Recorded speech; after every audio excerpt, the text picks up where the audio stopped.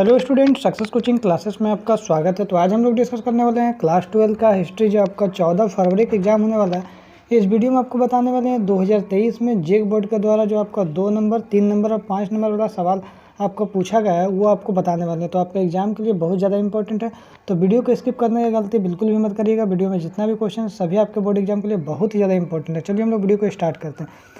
देखिए, ये हमारा 2 नंबर वाला सवाल है, ठीक है। ध्यान रखिएगा, 2 मार्क्स वाला सवाल हमारा 2023 में ये सब सवाल पूछा गया था। सबसे पहला सवाल क्या बोल रहा है, मोहनजोदड़ो का शाब्दिक अर्थ क्या है तथा यह किस भाषा का शब्द है। ये 2 टाइप का सवाल पूछा है। तो लिखिएगा, मोहनजोदड़ो का जो शाब्दिक अर्थ होता है मृतकों का टीला है, ठीक है। याद रखिएगा, ऑब्जेक्टिव में भी कभी कभी पूछा जाता है, ठीक है। यह किस भाषा का शब्द है, तो ध्यान रखिए यह सिंधी भाषा का शब्द है, ठीक है। आगे देखते हैं क्वेश्चन में दूसरा क्या बोल रहा है, खानकाह से आप क्या समझते हैं। बोल रहे खानकाह जो है एक फारसी शब्द है। किस कौन शब्द है, फारसी शब्द, जिसका अर्थ क्या निकलता है, घर निकलता है। इसका अर्थ क्या होता है, घर होता है। मध्यकालीन भारत में सूफी संतों और फ़कीरों के रहने का स्थान था, ठीक है, जहाँ वह धार्मिक प्रवचन देते थे और अपने अनुयायियों को मिलते थे। उसको हम लोग क्या बोलते हैं, खानकाह बोलते हैं। आगे देखते हैं तीसरा सवाल, जो हमारा वेरी वेरी इंपॉर्टेंट सवाल है, गोपुरम क्या है। तो याद रखिए, गोपुरम जो दक्षिण भारतीय मंदिरों के प्रवेश द्वार है। क्या बोल रहा है, गोपुरम दक्षिण भारतीय मंदिरों के प्रवेश द्वार को हम लोग कहते हैं गोपुरम, ठीक है। यह एक विशाल मैंने बहुत बड़ा है और भव्य संरचना होती है, जिसमें अक्सर कई मंजिलें होती है और मूर्तियों से सजाया जाता है। उसको हम लोग क्या बोलते हैं, गोपुरम बोलते हैं। आगे देखते हैं नेक्स्ट सवाल क्या बोल रहा है, हुमायूंनामा की रचना किसने की। तो याद रखिएगा, आपको हुमायूंनामा की रचना गुलबदन बेगम ने की। ये याद रखिएगा, ये आपका ऑब्जेक्टिव में भी क्वेश्चन, ये सवाल पूछा जाता है। आगे देखते हैं क्वेश्चन नंबर 5 क्या बोल रहा है, संथाल विद्रोह के प्रमुख नेताओं के नाम लिखे। तो लिखेंगे, संथाल विद्रोह के प्रमुख नेताओं सिद्धू और कान्हू थे। याद रखिएगा, एग्जाम में इंपॉर्टेंट, ऑब्जेक्टिव में भी कभी कोई पूछता है। आगे देखते हैं, आइन ए दहसाला प्रणाली के प्रतिपादक कौन थे। तो ध्यान रखिएगा, आइन ए दहसाला प्रणाली के प्रतिपादक हमारा राजा टोडरमल थे। आगे यदि हम लोग देखते हैं क्वेश्चन नंबर हमारा 7 क्या बोल रहा है,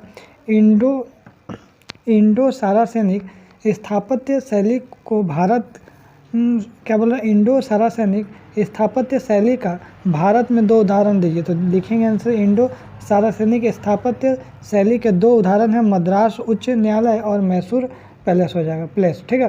तो 2 उदाहरण हो गया। अब देखिए 2 नंबर वाला क्वेश्चन हमारा खत्म हो गया। अब देखिए हम लोग 3 नंबर वाला सवाल क्या क्या पूछा था। तो देखिए याद रखिएगा, यहाँ से जो हमारा सवाल हुआ हमारा 3 नंबर वाला सवाल है, ठीक है। 7 वो सवाल हमारा 2 नंबर में पूछा था। उसके बाद देखिए 3 नंबर वाला सवाल देखिए। सबसे पहला क्वेश्चन क्या बोल रहा है, धम्म नीति क्या है। तो चलिए हम लोग देखते हैं धम्म नीति। लिखेंगे, सम्राट अशोक की धम्म नीति एक नैतिक संहिता थी, जिसमें सहिष्णुता, अहिंसा, बलों का आदर, करुणा और दान जैसे सार्वभौमिक मूल्यों पर बल दिया गया था। यह नीति किसी विशेष धर्म से संबंधित नहीं था, बल्कि इसका उद्देश्य लोगों का नैतिक उत्थान और सामाजिक सद्भाव स्थापित करना था। उसके बाद देखिए दूसरा क्वेश्चन जो हमारा पूछा था 3 नंबर में, बासरा तथा बेसरा से आप क्या समझते हैं। ध्यान रखिएगा, बहुत इंपॉर्टेंट क्वेश्चन है, बासरा और बेसरा। ध्यान रखिएगा, बासरा ये सूफी संत जो इस्लामी कानून शरीयत का पालन करते थे, ठीक है। और जो बेसरा जो है, ये सूफी संत जो शरीयत के नियमों से बंधे नहीं थे और रहस्यवादी जीवन शैली अपनाते थे, ठीक है। दोनों में अंतर समझ में आ गया। अब तीसरा सवाल हमारा क्या क्वेश्चन पूछा था, स्थायी बंदोबस्त व्यवस्था कब और कहाँ लागू किया गया था, ठीक है। तो सबसे पहले देखिए स्थायी बंदोबस्त देखते हैं। तो लिखेंगे, स्थायी बंदोबस्त व्यवस्था जो है 1793 में बंगाल, बिहार और उड़ीसा में लॉर्ड कॉर्नवालिस द्वारा लागू की गई थी। ध्यान रखिएगा, क्या बोल रहा है, जो स्थायी बंदोबस्त व्यवस्था ऑब्जेक्टिव में भी कभी कभी पूछेगा कब हुआ था, 1793 में बंगाल, बिहार और उड़ीसा में लॉर्ड कॉर्नवालिस द्वारा लागू किया गया था। आगे देखते हैं क्वेश्चन नंबर 4 क्या बोल रहा है, 1857 की क्रांति के 5 प्रमुख नेताओं के नाम लिखिए। ये भी सवाल आपका 3 नंबर में पूछा। तो याद रखिएगा, 1857 के क्रांति के जो नेता है इस प्रकार आपको लिखना है। पहला लिखेंगे मंगल पांडे, दूसरा हमारा होगा रानी लक्ष्मीबाई, तीसरा हमारा हो जाएगा तात्या टोपे, चौथा हो जाएगा बहादुर शाह जफर और 5वां हो जाएगा नाना साहेब हो जाएगा।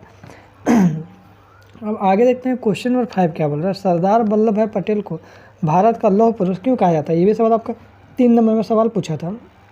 तो चलिए हम लोग इसको बेहतरीन तरीके से देखते हैं। लिखेंगे, सरदार वल्लभ भाई पटेल को उनकी दृढ़ इच्छा शक्ति, पूरा भयानक इच्छा शक्ति, अदम्य साहस, उसका साहस भी बहुत ज़्यादा है, और भारत की 560 से अधिक रियासतों को सफलतापूर्वक भारतीय संघ में एकीकृत करने के लिए उनके महत्वपूर्ण योगदान के कारण ही भारत का लौह पुरुष कहा जाता है। तो एग्जाम के लिए बहुत ही ज़्यादा इंपॉर्टेंट है जितना सवाल बता रहे हैं, और इसका प्लेलिस्ट भी हम आप लोग को बना दे रहे हैं, तो प्लेलिस्ट आप ज़रूर चेक कर लीजिएगा।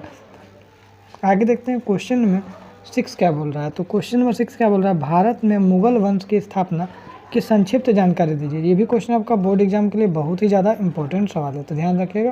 पहला से लिखेंगे मुगल वंश की स्थापना, ठीक है। तो ये हमारा ऑब्जेक्टिव में भी काम आ जाएगा। क्या आ जाएगा, मुगल वंश की स्थापना बाबर ने 1526 में कौन किया था, बाबर ने 1526 में पानीपत की पहली लड़ाई में इब्राहिम लोदी को हरा कर की थी। ध्यान रखिएगा, एग्जाम के लिए बहुत ज़्यादा इंपॉर्टेंट है। मुगल वंश की स्थापना बाबर ने कौन किया था, बाबर ने 1526 में पानीपत की पहली लड़ाई में इब्राहिम लोदी को हरा कर किया था, ठीक है। इस जीत जो है, इस जीत के बाद उसने भारत में मुग़ल साम्राज्य की नींव रखी। क्या हुआ, इसको जब जीतने के बाद भारत में मुग़ल साम्राज्य का नींव रखा था। आगे यदि हम लोग देखते हैं क्वेश्चन नंबर 7 क्या बोल रहा है। तो क्वेश्चन नंबर हमारा 7 जो है डांडी मार्च के बारे में हम लोग बोला है लिखने के लिए। डांडी मार्च के बारे में लिखिए। तो सबसे पहले लिखेंगे डांडी मार्च, देखिए लिखेंगे डांडी मार्च नमक सत्याग्रह महात्मा गांधी के नेतृत्व में। क्या लिखेंगे, डांडी मार्च नमक सत्याग्रह जो है महात्मा गांधी के नेतृत्व में 12 मार्च 1930 को साबरमती आश्रम से शुरू हुआ था। यहाँ से देखिए हमारा ऑब्जेक्टिव क्वेश्चन बन जाता है। लिखिएगा डांडी मार्च जो है कब हुआ था, तो ध्यान रखिएगा 12 मार्च 1930 को। और कहाँ पे हुआ था, तो साबरमती आश्रम से शुरू हुआ था। तो ये भी हमारा ऑब्जेक्टिव में काम आ जाएगा। डांडी मार्च नमक सत्याग्रह महात्मा गांधी के नेतृत्व में 12 मार्च 1930 को साबरमती आश्रम से शुरू हुआ था, ठीक है। यह जो है यह ब्रिटिश सरकार के क्या बोल रहा है, यह ब्रिटिश सरकार के नमक कानून, क्या बोल रहा है, यह ब्रिटिश सरकार के नमक कानून के विरोध में था। किसके विरोध में था, तो ध्यान रखिए यह ब्रिटिश सरकार के नमक कानून के विरोध में था, ठीक है। उसके बाद यहाँ पर लिखेंगे हम लोग आगे गांधी जी ने, क्या बोल रहा है, गांधी जी ने 6 अप्रैल, क्या बोल रहा है, गांधी जी ने 6 अप्रैल 1930 को, गांधी जी ने 6 अप्रैल 1930 को डांडी पहुंचकर नमक बनाया और कानून तोड़ा। क्या लिखिएगा, गांधी जी ने 6 अप्रैल 1930 को डांडी पहुंचकर नमक बनाया। उसके बाद क्या लिखिएगा, और कानून तोड़ा, जो सविनय अवज्ञा आंदोलन की शुरुआत का प्रतीक बना, ठीक है। इस तरीक़ा से आपका हमारा क्वेश्चन था डांडी मार्च। तो जितना भी हम लोग सवाल बताएं सभी हमारा कितना नंबर का, 3-3 नंबर वाला सवाल है। देखिए सबसे पहला सवाल हमारा क्या था, देखिए सबसे इम्पोर्टेंट सवाल हमारा क्या, धम्म नीति, जो वेरी वेरी इंपॉर्टेंट सवाल था आपका बोर्ड एग्जाम के लिए, ध्यान रखिएगा। उसके बाद देखिए हमारा Basara Besra, very very important सवाल था हमारा बोर्ड एग्जाम के लिए। और आगे यदि हम लोग देखते हैं स्थायी बंदोबस्त व्यवस्था, ठीक ठाक है, याद कर लीजिएगा, इंपॉर्टेंट है। ये देखिए 1857 वाला भी क्वेश्चन ठीक है, इंपॉर्टेंट है। उसके बाद देखिए ये वाला भी सवाल वेरी वेरी इंपॉर्टेंट, ध्यान रखिएगा। उसके बाद आगे हम लोग देखते हैं क्वेश्चन नंबर 6, ये भी हमारा वेरी वेरी इंपॉर्टेंट सवाल है। उसके बाद देखिए हम लोग क्वेश्चन नंबर 7 डांडी मार्च के बारे में, ये भी इंपॉर्टेंट सवाल है। तो यदि हमारा वीडियो आपको अच्छा लगे तो लाइक शेयर एंड सब्सक्राइब जरूर करिए। इसके बाद वाला जो वीडियो आएगा उसमें 5 नंबर वाला क्वेश्चन को डिस्कस किया जाएगा। तो फिर मिलते हैं हम लोग नेक्स्ट वीडियो में। Thank you so much.